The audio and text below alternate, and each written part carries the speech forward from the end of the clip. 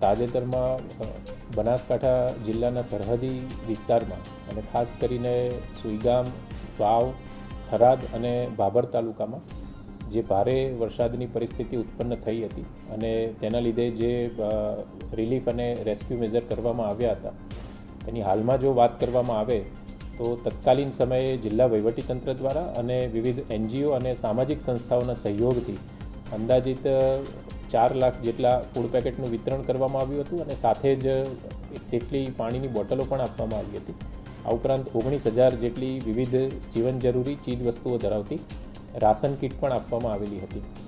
156 ટીમો કરતાં વધારે UGVCLની ટીમો દ્વારા યુદ્ધના ધોરણે કામગીરી કરવામાં આવી હતી અને કહી શકાય કે 5 કે 6 દિવસના ટૂંકા સમયગાળામાં જેટલા પણ 297 વિલેજમાં ઇલેક્ટ્રિસિટી પ્રભાવિત થઈ હતી તે તમામ ગામમાં ઇલેક્ટ્રિસિટી પૂર્વવત કરવામાં આવી છે. આ ઉપરાંત ફક્ત જ્યોતિર્ગામ નહીં, એગ્રીકલ્ચર ફીડર પણ જે પ્રભાવિત થયા હતા તેમાં પણ વીજળીનો પુરવઠો 100% કાર્યરત કરી દેવામાં આવ્યો છે. 295 જેટલા ગામોમાં પાણીની ડિસ્ટ્રીબ્યુશનની જે વ્યવસ્થા છે એ પ્રભાવિત થઈ હતી.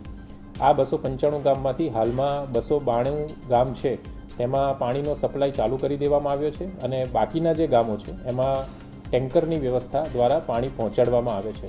RNB સ્ટેટ પંચાયત મળી અને કુલ 63 જેટલા રસ્તાઓ પ્રભાવિત થયા હતા.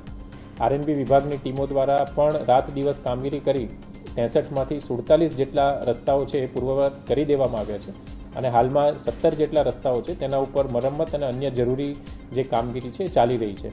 કુલ 143 જેટલી માધ્યમિક શાળાઓ પ્રભાવિત થઈ હતી, જેમાંથી 140 શાળાઓમાં રાબેતા મુજબ શિક્ષણની કામગીરી શરૂ કરી દેવામાં આવી છે. 575 જેટલી પ્રાથમિક શાળાઓ પ્રભાવિત થઈ હતી, તેમાંથી હાલમાં 546 જેટલી પ્રાથમિક શાળાઓમાં રાબેતા મુજબ કામગીરી શરૂ કરી દેવામાં આવી છે.